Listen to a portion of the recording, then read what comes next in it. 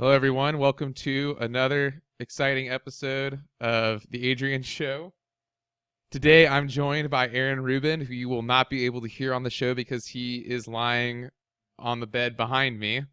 But today, we're going to be playing Affinity in a league. This is, as most people probably know, the deck that really got me started in the format. Really, not much has changed about it lately. We're running 16 artifact lands. I like Darksteel Citadel.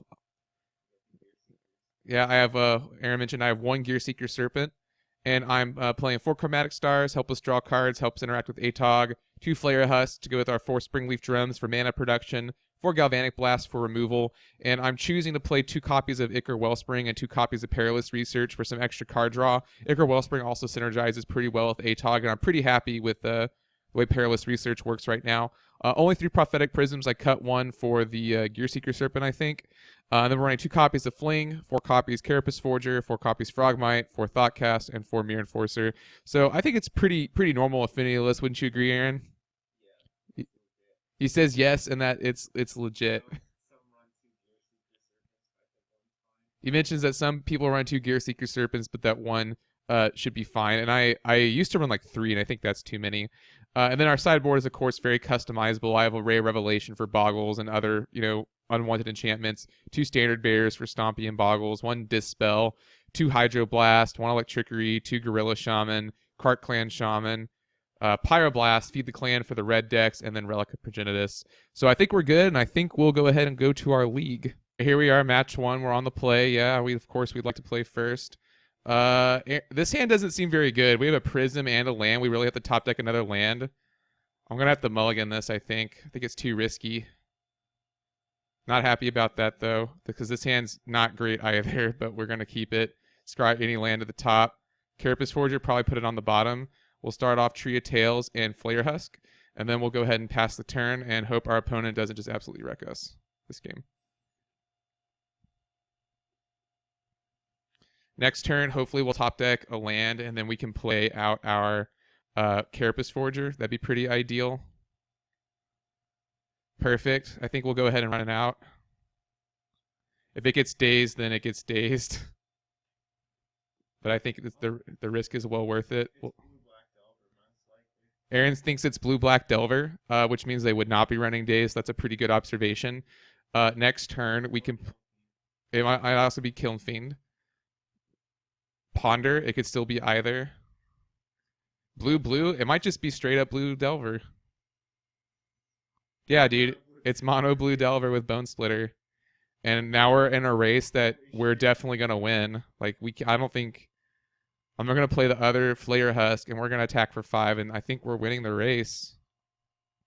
And we have a Galvanic Blast. Well, now I'm going to blast this. Just do it right now. Play out the other Flare Husk and attack for 5. So this is sort of the power of Affinity, is that on turn 3 we have this 4/4, and I don't think they're going to really be able to beat that. And then we'll hope we draw into like a Prophetic Prism or another blue source, and then we can Thought Cast, which will be pretty sweet. They're going to preordain here. Let's see where they scry to. Top. So they draw another Delver, but I mean, it's so much less threatening now. They're going to Ponder, not even going to equip the Bone Splitter. We're going to attack them for 6 next turn. And I think we're going to be they're going to be a little hard pressed to win the match now. I think getting this Carapace Forger underneath the daze is going to be really key here. Mirror Enforcer. I mean, how much is that going to cost? 3? That sucks. I really wish that cost less. But I think we're still in pretty fine shape. Also, our hand's pretty resistant to Spell Stutter Sprite. We just have to draw another mana source here. And this is the problem with Affinity, right? Like, we have our stuff. Okay, they don't flip the Delvers. They probably drew another creature. The worst creature I can think of would be the free 2/4 flyer. Spire Golem. Yeah, that'd be pretty good here because they could probably Spire Golem. Yeah, there it is. So now they can equip the Bone Splitter, and my Carapace Forger trades with it. Unless they don't do that, in which case they're going to ninjutsu this Delver, I think. I think that's what they're going to do. I think they're ninjutsuing here. But we have to attack for 4 next turn. I just hope, like, it's good enough. Aaron, is there any reason to attack with both the germ tokens as well? No. No. If you have Gauss Blast, if you had a Bolt, there's an argument to do it just because you push through a damage and put him in Bolt range. Well, let's thought cast. That seems pretty good, right? See, So now we just attack. He's not gonna block, and then he needs double days. Yeah. Yeah, Aaron is saying he won't block and then he needs double days. So, or our opponent needs double days rather. Let's just hope that's good enough. I'll be pretty impressed if they have doubled. All right, they concede. So for this matchup, I wish I had Ancient Grudge. I'm actually not playing that in my sideboard right now. Definitely the Pyroblasts. And what do you think about Electrickery? Okay, Electrickery is good. We'll take out our Flings because I don't think we want to be playing that game. I think there's an argument for Dispel too. Yeah. Aaron mentioned we could bring in Dispel. That might be pretty good to protect our guy, our ATOG. Yeah, so we'll bring in the Dispel, and then we have to think about stuff we might want to cut. I think Gearseeker Serpent is fine. I think maybe cutting the Wellsprings might be pretty good. Where are they? Here they are, because they're kind of do-nothings. Well, so if you cut the Wellspring Perilous Research, isn't that good? Right. Aaron mentioned that if I cut the Wellspring, Perilous Research isn't as good, so a 1-1 split's probably a little bit preferable. So we'll go ahead and do that. I'm not sure I like this format of them not being able to hear you, though. Maybe you should... No. I mean, you don't have to give me credit. You can just say, take the credit for yourself. He says to just take the credit for myself. This hand's awesome. We're going to keep it. We're going to lead on turn 1. They have no artifact destruction, so we're going to lead on like turn 1, Great Furnace, Chromatic Star. And then turn 2, maybe we can Thought Cast and try and find a removal spell for this Delver. And now we're a little bit flooded, but I think playing the Furnace is still fine. There's no reason to actually play any of these lands over the other ones, though. But I still think, because we're not planning on playing the ATOG next turn. Next turn, I think we want to set up a Thought Cast, so I really hope this Delver does not flip. It is a blind flip. Okay, we get a little bit lucky. Now Delver's probably going to flip, though. We'll see where they put these Preordained Scries. Top. So I think the Delver will flip next turn. No biggie. No biggie smalls. They are representing Hydroblast here. We draw Galvanic Blast, so I think I like... How much is Thoughtcast going to cost? Thoughtcast is going to cost 2 after I play this. But I think it's worth it to go ahead and try and Galvanic Blast the Delver and make them have exactly Dispel or the Hydroblast. So I think doing this is worth it right here. And if they counter it, then, fine. All right, but they don't, so we're in pretty good shape. Next turn, we can Thoughtcast for just you, and then we could decide about whether or not we want to play the ATOG or if we draw something a little bit better. Because we could probably sneak the ATOG in under something here. Really, the thing is if then they draw Hydroblast, we're not in good shape. Okay, well, there's another Delver. But they do miss a land drop. So Prophetic Prism, I think I still want to play Tree of Tales and then Thoughtcast. And then we can decide about what we want to play next. So now I want to play the Prism, and then next turn we'll play Chromatic Star and ATOG and leave up Dispel. And if this eats a null, yeah, that's actually like really good. I don't care about the card off of the Prism, and I'm like all set on my mana. So that just doesn't matter at all. I think that they should have saved that for maybe a Mirror Enforcer or something. So it looks like they drew a land. We'll see what they do with this Ponder. Yeah, I'm pretty sure they just drew that land because they missed a land drop last turn. They do shuffle their library. This could be a Ninjutsu on the Delver, although I think they would have had to just draw it. Yeah, that's fine. So Springleaf Drum is not really the best draw. So now what I want to do is I want to play the Darksteel Citadel, the Chromatic Star, the ATOG, and then I want to leave up this Dispel. If my opponent, goes to counter this, we can just Dispel. And now they have to have exactly Hydroblast to deal with this ATOG. And I get 2 free pumps with it off these stars because I don't need the mana. All right, they flipped Delver with Preordain, so that's actually pretty good for them because now they can dig towards a Hydroblast.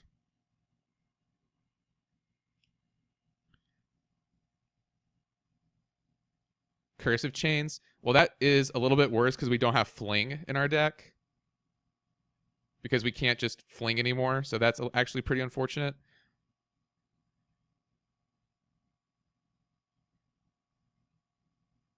So I think this turn we're just going to cycle. Okay, well, we draw another Atog.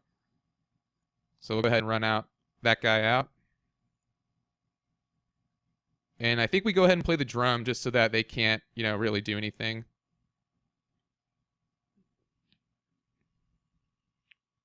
Because now they have to have another thing to get rid of the Atog. They do. My goodness. My goodness.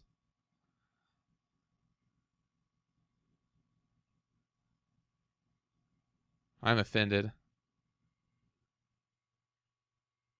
2 cards in hand. We basically have 3 cards. We're going to draw a card, and then we can cycle these stars. All right, Spire Golem is pretty bad. Galvanic Blast is pretty good. But I think we'll start off cycling, and we'll cycle for a red.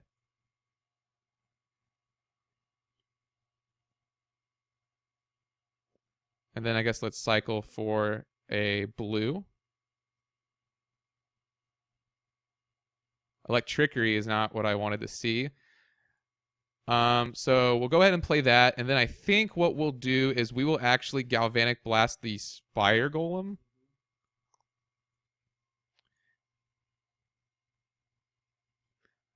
And we'll just hope that we can top deck something else. And the reason I do the Spire Golem is even though the Delver is more damage, this helps us get out from under a Ninja. Because, ninjutsuing the Insectile Aberration back to hand is not very good. And now we really need to find some pressure, otherwise we can't win the game. And boarding out the Fling sort of seems like a mistake now, but I stand by that. All right, another Spring Lutron. Here's the problem with Affinity. Cursed Chains. Do I want to bring in Ray of Revelation? Kind of. If I go to Spell Stutter Sprite this, do I just Electrickery in response? No. So now we're actually not in a very good spot.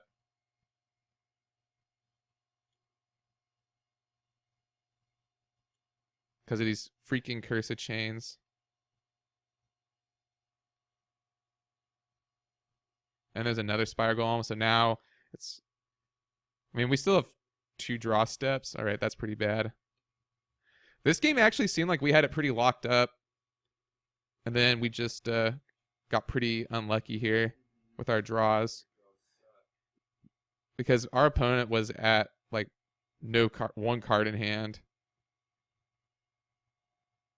All right, I still have 1 more turn.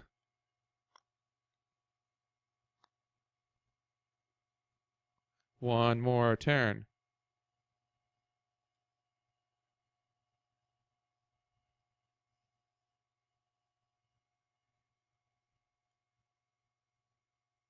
All right, got me.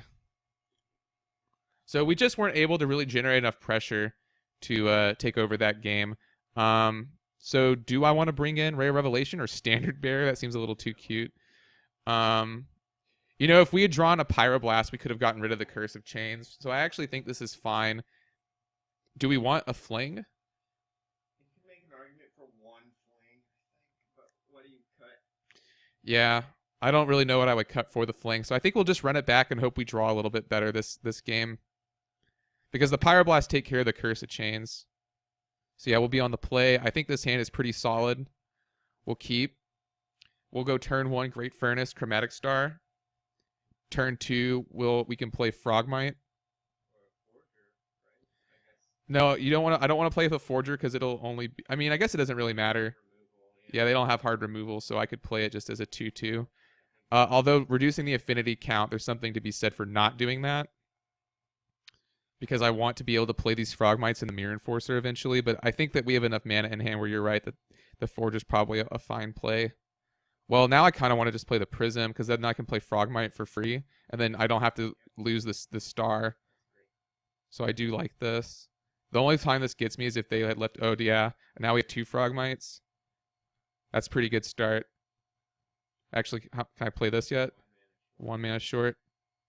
Next turn, I can just finish dumping my hand, and they have to deal with my, 4/4s, and So let's go ahead and play the land, and then let's attack. And I'm going to run out the Mirror Enforcer first, because it's free.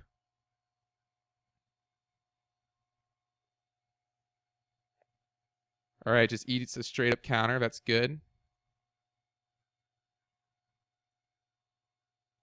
We'll play our Carapace Forger, and we'll go ahead and play Springleaf Drum, because I don't think there's really a reason to hang on to it. And now we're just we're at the mercy of our top decks. We have 8 power in play, so we're just gonna hope that's good enough. If they play Spire Golem here, that might be the worst play for me, just because we need to. I mean, we can still get in with the Carapace Forger. All right, Curse of Chains is annoying, but not the end of the world because we still have the Frogmites.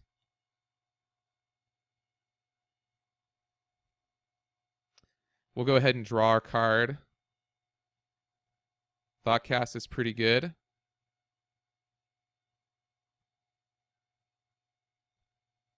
Making me discard it. I'm gonna cycle this Chromatic Star in response. Because just in case I would like if I draw a land here, I'd rather discard that. No, I draw Mirror Enforcer. Now I discard the Thoughtcast. Yeah, you keep Mirror Enforcer. That's pretty sneaky, but I think they're gonna get a little bit punished here.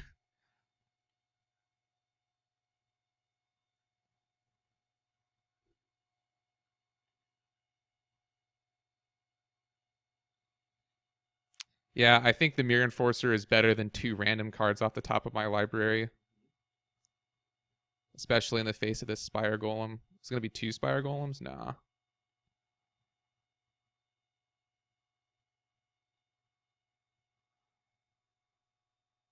Do they have another one? No. Now I kind of... Do I hold on to this?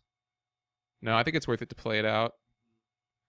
Then we just attack with Mirror Enforcer.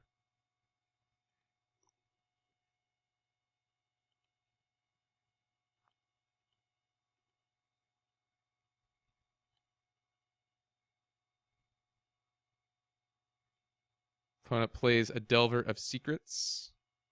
Are they going to ninjutsu me? No.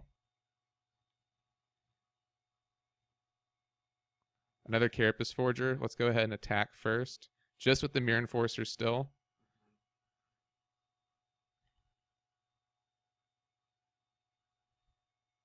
And now we just jam the Forger. If it needs a counter spell, that's fine. It can't be spell stuttered sprited. All right, that resolving is pretty big. So we'll see what Delver reveals, if anything. And now next turn we're gonna alpha. There's no reason to not attack with the Frogmites anymore. All right, so they get a Preordain, which is actually probably pretty good. Like maybe one of the better cards they could have gotten. They're just gonna pass without Preordaining.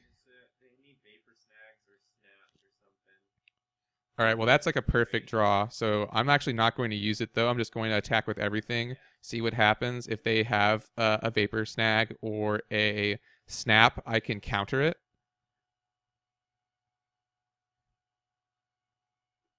And then if, all right, I don't know that you. I think about this.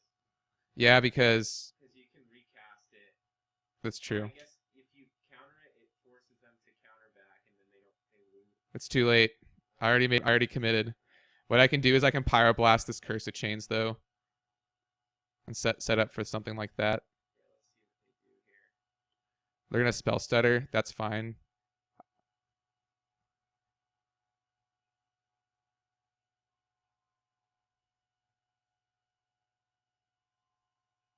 So the Delver is going to block a Frogmite. The Spire Golem is going to block a Frogmite. And then the Spell Stutter Sprite is going to block the Mirror Enforcer. Yeah, the double block there. Do I try and blow him out with the Pyroblast? I think I so. think you let it happen, because then you're gonna cast. Oh, you're right. I just kill everything. Yeah. Well, I mean, he'll have a Spire Golem, but then you're gonna drop a 4/4, and if he tries to counter it, you Pyroblast. I could also Pyroblast the Curse of Chains, though. It's the same thing. You're right. It's the same. All right. Well, now it's not the same. Now I can Curse of Chains the Pyroblast the Curse of Chains. You're still he has a spell stutter though. You have to consider that. See, if you tried to pyroblast last turn, you would have gotten blown out by a spell stutter. If you pyroblasted a snap.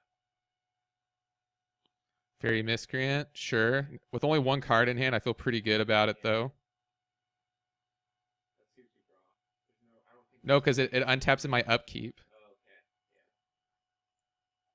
Yeah. Aaron's trying to tell me to not blow up the Curse of Chains now, but it untaps my upkeep, so That's fine. That- Oh man. that's fine.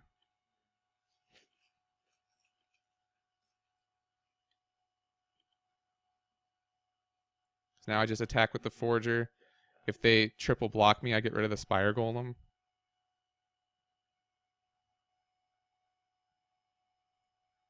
And then I play another Frogmite.